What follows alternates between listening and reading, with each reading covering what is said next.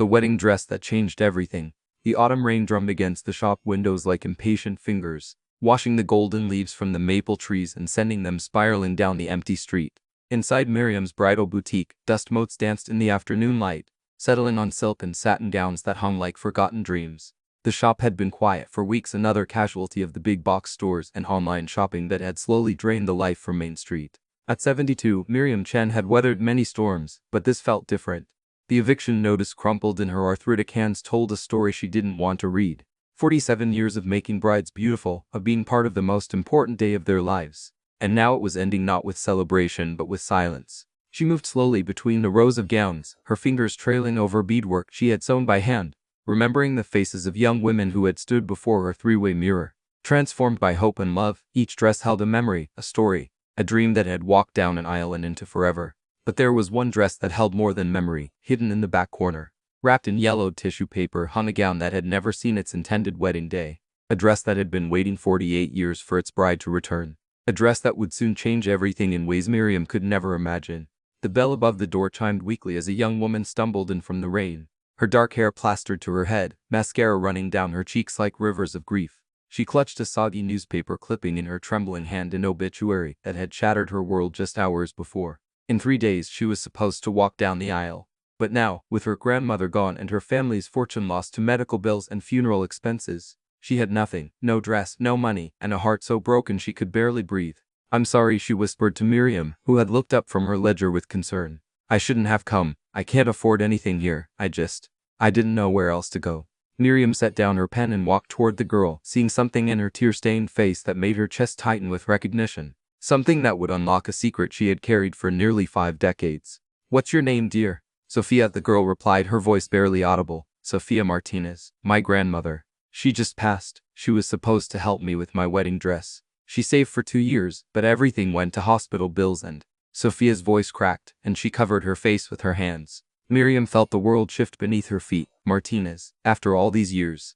Could it be? "Tell me about your grandmother," Miriam said gently, leading Sofia to the small velvet chair where thousands of mothers and grandmothers had sat, watching their daughters try on dreams. "Her name was Isabella Martinez. She came here from Mexico when she was young, worked 3 jobs to support her family. She used to tell me stories about saving every penny to buy a wedding dress from the most beautiful shop in town." But then, Sofia looked around the boutique with wonder, even through her tears. "Is this that shop?" Miriam's hands began to shake. Isabella Martinez, the name that had haunted her dreams for 48 years. Time collapsed like a house of cards, carrying Miriam back to 1976. She had been 24 then, newly married to her high school sweetheart David, and together they had just opened Miriam's bridal boutique with a small loan and infinite hope. The shop was their dream, a place where every bride, regardless of budget, could feel like royalty on her special day. Isabella had been one of their first customers, 19 years old, with eyes that sparkled like starlight and a smile that could light up the entire shop. She worked as a housekeeper for 3 wealthy families, cleaning their homes before dawn and after sunset, saving every dollar for her wedding to her beloved Miguel. "I want to look like a princess," Isabella had whispered in her accented English, her calloused hands touching the silk gowns with reverence. "Miguel, he says I am already beautiful, but I want to be beautiful like the ladies in magazines. Just for one day." Miriam had fallen in love with Isabella's spirit immediately. For months, they worked together designing the perfect dress. Isabella would come in after her cleaning jobs, often bringing homemade tamales for Miriam and David, and they would adjust the pattern, select the perfect lace, choose beads that caught the light like dewdrops. The dress that emerged from their collaboration was breathtaking: ivory silk with hand-sewn pearl beading, a cathedral train that flowed like water, and sleeves of the finest Chantilly lace. It was a dress worthy of any royal wedding, created with love, hope, and the combined dreams of 2 young women from different worlds. Isabella had paid for it slowly, dollar by dollar, over 8 months. Sometimes she brought crumpled bills that smelled of cleaning supplies. Sometimes she paid in quarters and dimes saved from tips. But she never missed a payment, never asked for charity, and never lost her radiant smile. The dress was supposed to be picked up on October 15, 1976. The wedding was set for October 17th. But October 15th brought tragedy instead of joy. A drunk driver ran a red light on Maple Street, striking Miguel as he walked home from his job at the steel mill. He died instantly, taking with him not just his own dreams, but Isabella's as well. Miriam never saw Isabella again. She waited months, keeping the dress safe, calling the number Isabella had given her, but it had been disconnected. She drove to the address, but the family had moved, leaving no forwarding information. The Mexican community was small and tight-knit, but also protective of their own. When Miriam asked around, she was met with polite silence or was told that Isabella had gone back home. For 48 years, that dress had hung in Miriam's shop like a ghost of unfulfilled dreams. Sometimes, late at night when she was working alone, Miriam would unwrap it from its tissue paper and remembered Isabella's face, wondering what had become of the vibrant young woman who had trusted her with her most precious dream. Now, looking at Sofia, seeing Isabella's eyes in this young woman's face, hearing the same hopeful catch in her voice, Miriam understood that some stories don't end. They just wait for the right moment to continue. Sofia, Miriam said, her voice thick with emotion. How old are you? 22, Sofia replied, confused by the question. Miriam's heart pounded. If Isabella had been 19 in 1976, she would have been born in 1957.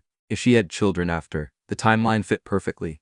Did your grandmother ever tell you about a wedding dress? One she never got to wear? Sofia's eyes widened. How did you know? She told me that story 100 times. About the most beautiful dress in the world, made by an angel of a woman who treated her like family. She said it was her biggest regret not just losing Miguel, but never being able to thank the woman who created magic for her. Sofia wiped her eyes. Grandmother said she tried to find that shop for years, but she was so young and heartbroken she couldn't remember the exact name or address. She only remembered it was on Main Street in a town with a red brick courthouse. Miriam's knees nearly gave out. She gripped the back of a chair for support. Sofia, I need to show you something.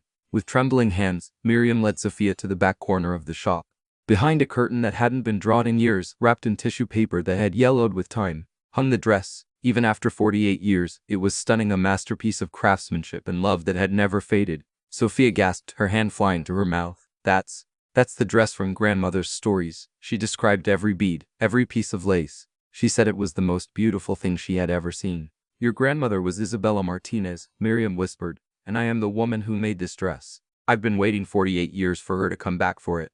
The shop fell silent except for the rain against the windows and the soft sound of two women crying, one for dreams delayed, one for dreams inherited.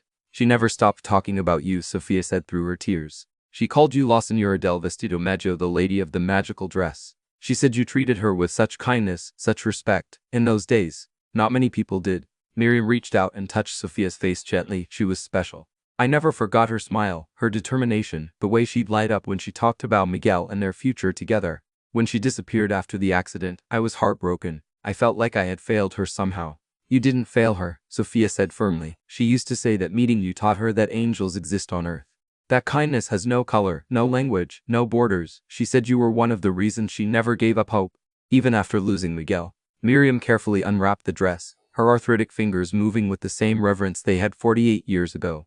The silk still shimmered, the beadwork still caught the light like captured stars. It was as perfect as the day it was finished. Sofia, what size are you? Size 8, Sofia replied, confused. Miriam smiled through her tears. So was your grandmother. This dress was made for her. But maybe it was really made for you. Maybe Isabella couldn't wear it because it was destined for someone else. Someone she loved more than her own life. I can't, Sofia protested. I couldn't afford this dress in a million years. And even if I could, it's not mine. It was made for her. Listen to me, Mija, Miriam said, using the Spanish endearment without thinking. Your grandmother paid for this dress, every penny, for 8 months. She brought me money she earned with her own hands, her own sweat. This dress belongs to the Martinez family. It always has. Sofia shook her head, overwhelmed. But the shop, you're closing. You need the money. I need something more than money, Miriam replied. I need to know that Isabella's sacrifice meant something. That her dreams weren't lost forever, that love finds a way, even across decades. As if in a dream, Sofia found herself in the fitting room, Miriam's gentle hands helping her into the dress that had waited nearly 5 decades for this moment. The silk slipped over her skin like water, the bodice fitting as if it had been made for her body, the train falling in perfect folds behind her. When Sofia stepped out to face the three-way mirror, both women gasped. The dress was perfect, not just the fit, but the way it transformed Sofia from a heartbroken girl into a radiant bride. It was as if Isabella herself was there, seeing her granddaughter fulfill the dream she had never been able to complete. Grandmother, Sofia whispered to her reflection, I can feel you here. Miriam stood behind her, tears streaming down her face, in the mirror. For just a moment, she could swear she saw not Sofia, but Isabella, young, hopeful, radiant with love. The circle was complete. But their story was far from over. 3 days later, the morning of Sofia's wedding dawned crisp and clear. Miriam had spent those days doing what she did best, alterations, adjustments, and adding her own special touches to make the dress perfect for Sofia's figure and style. She had insisted on doing all the work for free, calling it her wedding gift to Isabella's granddaughter. The wedding was to be held at St. Joseph's Catholic Church. the same church where Isabella and Miguel had planned to marry 48 years earlier. Sofia had shared this detail with Miriam, not knowing the poignancy of the connection. As Miriam carefully packed the dress for transport to the church, her phone rang. She almost didn't answer. She was too focused on making sure every pearl was secure, every piece of lace properly pressed. Miriam's Bridal Boutique. Mrs. Chen, this is Father Rodriguez from St. Joseph's. I have someone here who insists on speaking with you. She says it's about a wedding dress and a young woman named Sofia Martinez. Miriam's heart stopped. Who is asking for me? An elderly woman. She's quite insistent. Says she's been looking for you for nearly 50 years. The phone slipped from Miriam's nerveless fingers. It couldn't be. Isabella would be 67 now. The obituary. Sofia said her grandmother had died. With shaking hands, she picked up the phone. I'll be right there. 20 minutes later, Miriam stood in the vestibule of St. Joseph's Catholic Church, her heart hammering so hard she was sure everyone could hear it.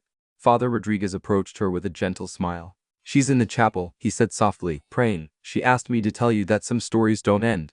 They just wait for the right time to continue. Miriam walked slowly down the aisle, her footsteps echoing in the empty church. There in the front pew sat a small figure dressed in black. Silver hair caught the morning light streaming through stained glass windows. The woman turned at the sound of footsteps, and Miriam found herself looking into eyes she had never forgotten, older now, lined with years of joy and sorrow, but still bright with the same inner light that had captivated her 48 years ago. Isabella? The woman rose slowly, her face breaking into the same radiant smile that had lit up Miriam's shop all those years ago. Miriam, mi querida amiga, my dear friend, I told you I would be back for my dress. They fell into each other's arms, two elderly women crying tears of joy and relief in an empty church, while sunlight painted rainbow patterns on the floor around them. But Sofia said, the obituary. Miriam was confused, her emotions overwhelming her ability to think clearly. Isabella laughed, the same musical laugh Miriam remembered. Ay Dios mío. You believed that, silly girl? I am very much alive, thank you. But I had to let her think I was gone. It was the only way. I don't understand. Isabella took Miriam's hands in hers, hands that were wrinkled now but still strong. Sit with me and I will tell you everything. They sat together in the pew where, in a few hours, Sofia would become a bride. After Miguel died, Isabella began, her voice soft but steady. I was lost. Completely lost. I couldn't face the dress, couldn't face the dreams we had built together. I moved back to Mexico, to my family's village. I thought I would die there, that my story was finished. But you didn't die. No, Isabella smiled. Life, it finds a way to surprise us. 3 years later, I met Carlos, a good man, a carpenter, gentle like Miguel but different. He knew about my past, about the dress I left behind. He said that true love honors the memory of lost love. We married, had 3 children. I had a good life, Miriam. A full life. Then why did you never come back? I waited. I tried. Isabella's voice cracked. Many times, I tried. But every time I worked up the courage, something stopped me. Shame, maybe. Fear. I thought you would be angry that I disappeared. I thought you would have thrown the dress away. And as the years passed, it seemed impossible that you would still be there, still remember me. I never stopped thinking about you. The dress, I kept it all these years. I couldn't bear to sell it or give it away. Isabella squeezed Miriam's hands. I know, Sofia told me everything 3 days ago, before her grandmother's funeral. You staged your own death? Isabella's eyes twinkled with mischief. Not death exactly, more like retirement. You see, Sofia, she is stubborn like her grandfather Miguel, too proud to accept help, even when she needs it desperately. Her wedding, she was going to cancel it because she had no money for a dress. She would have married in a borrowed outfit from Goodwill rather than ask anyone for help. So I became a ghost, Isabella laughed. I had my friend Rosa, who works at the newspaper, print a fake obituary, just for a few days. Long enough for Sofia to feel desperate enough to seek help. I knew she would remember my stories about the magical dress and the kind woman who made it. I hoped, I prayed, that you would still be here. Miriam stared at her in amazement. You orchestrated this entire thing. Love finds a way. No, I could not wear my dress. But my granddaughter could, and I could finally thank the woman who showed a young Mexican girl that she was worthy of magic.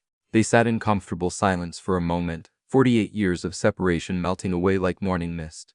Isabella, there's something I need to tell you, Miriam said quietly. The shop, I'm losing it. I can't make the rent anymore. After Sofia's wedding, I'll have to close. Isabella nodded sadly. Sofia told me. This breaks my heart. You have given so much joy, so much beauty to this world. It is not right that you should lose everything. I'm 72, Miriam replied. Maybe it's time. Maybe some stories do end.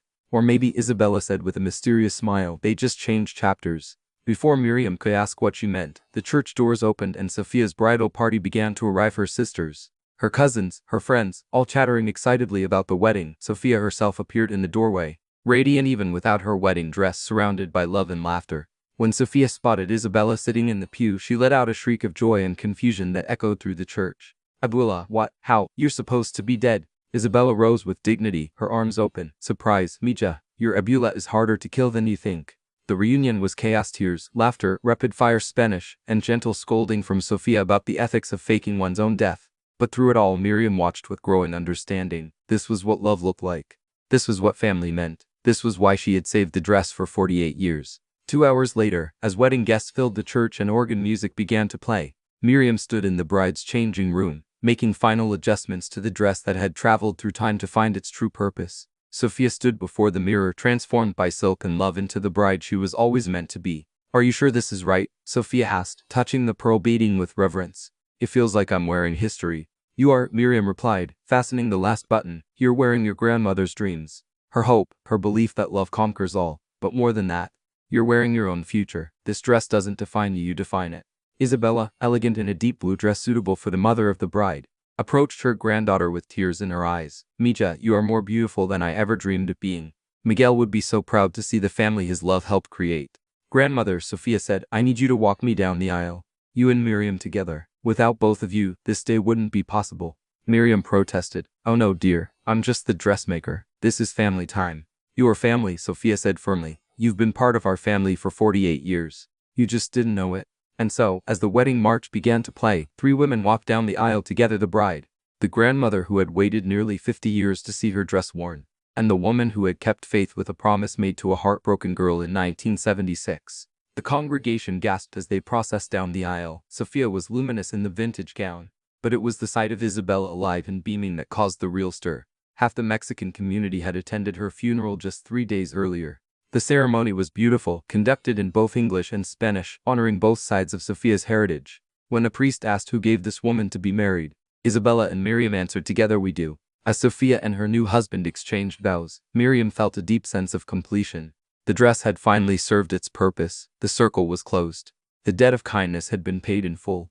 But once again she was wrong. The story was far from over. At the reception, held in the church hall decorated with paper flowers and strings of lights, Miriam found herself surrounded by 3 generations of the Martinez family. Sofia's cousins, aunts, uncles, and family friends all wanted to meet the woman who had become a legend in their family stories. You are la Señora del Vestido Majo, exclaimed a young woman who introduced herself as Sofia's cousin Maria. Abuela Isabella tells us about you all the time, how you treated her like a queen when the rest of the world treated her like she was invisible. An elderly man, his face weathered but kind, approached with a beer in his hand and tears in his eyes. Señora Chen, I am Roberto, Isabella's brother. 50 years she talks about you.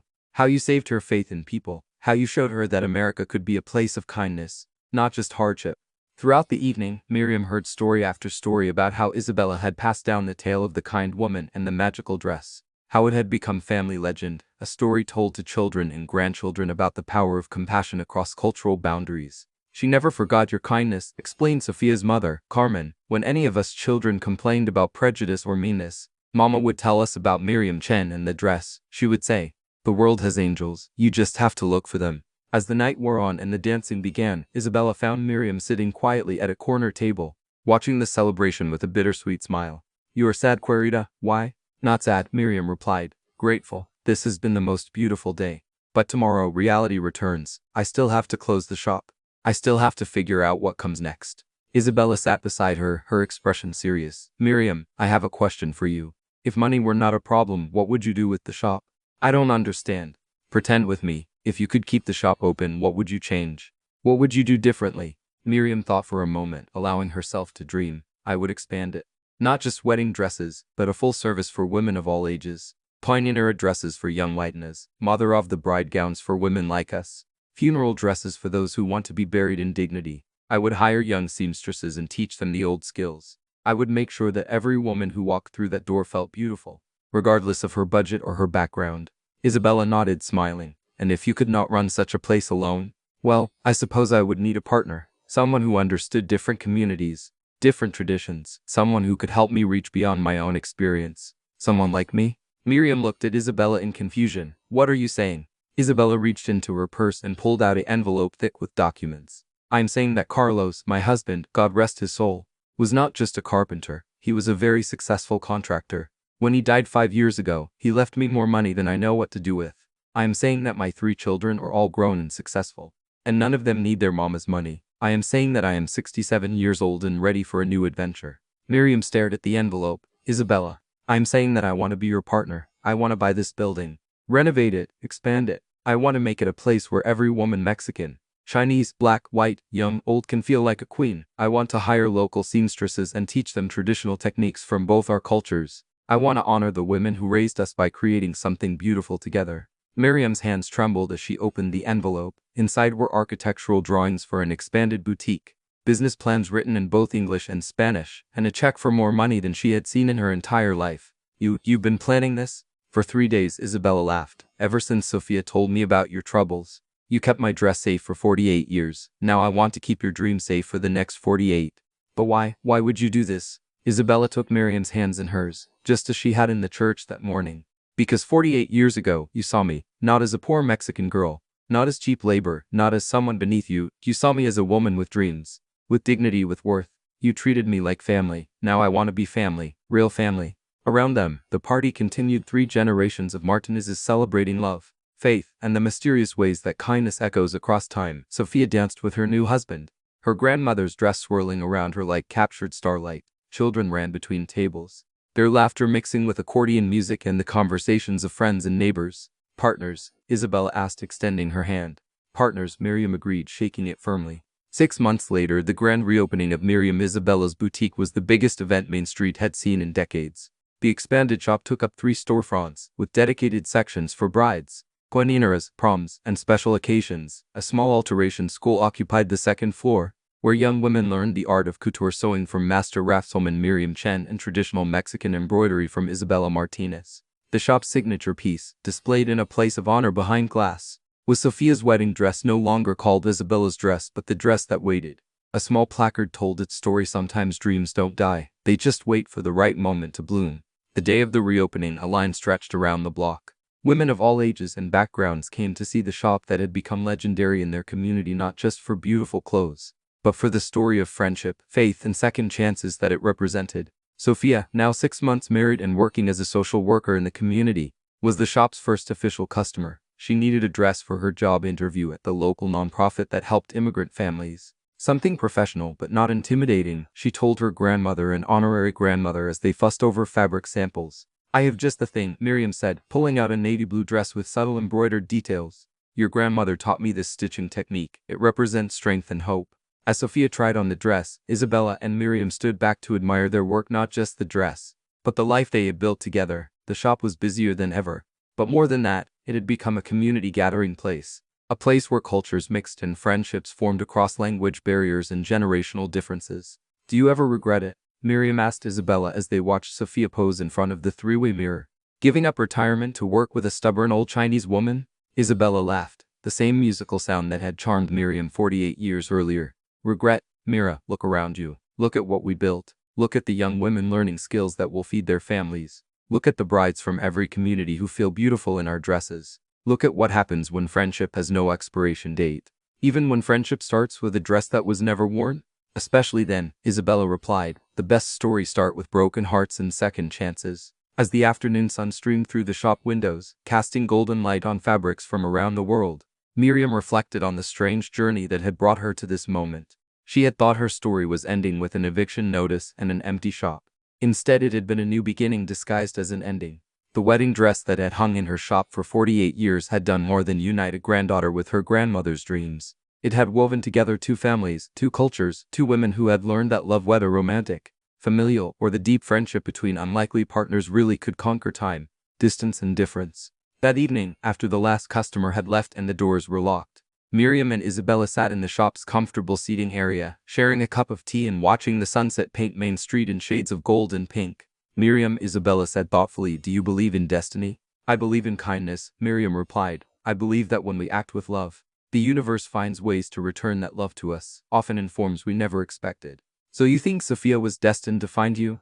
I think, Miriam said, smiling at her partner and dear friend, that you raised a granddaughter brave enough to walk into a stranger's shop when her world was falling apart.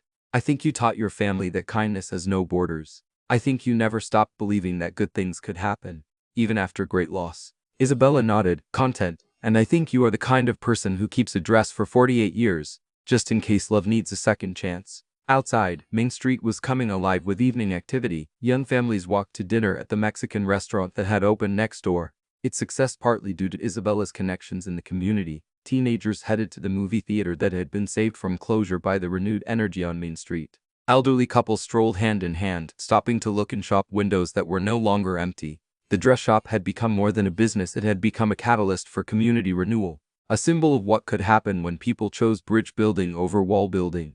When they honored both tradition and change. When they believed that it's never too late for dreams to come true. As they prepared to leave for the day, Isabella paused in front of the glass case that held Sofia's wedding dress. "She looks so beautiful," she murmured. "She looked like you," Miriam replied, brave and hopeful and ready to believe in forever. "No," Isabella corrected gently, "she looked like us, like what we could have been if we had met earlier, if we had been born in the same place, if life had been different. Maybe we met exactly when we were supposed to," Miriam suggested. "Maybe some friendships are worth waiting for." They walked out together into the evening air, two women whose lives had been transformed by a dress, a dream, and the radical act of seeing the divine in a stranger. Behind them, the shop settled into peaceful quiet, filled with dresses waiting for their own perfect moments, their own stories of transformation, their own chances to prove that love in all its forms really can change everything.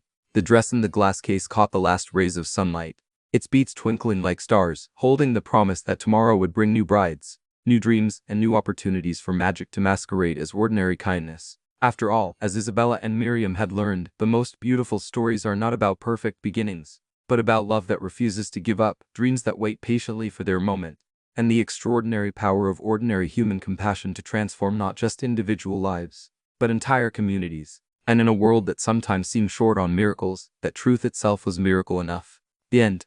If this story touched your heart, please share it with someone who needs to remember that kindness never expires, that it's never too late for second chances, and that the most beautiful things in life are often the ones we create together. What's the kindest thing a stranger ever did for you? Your story might be the miracle someone else needs to hear today.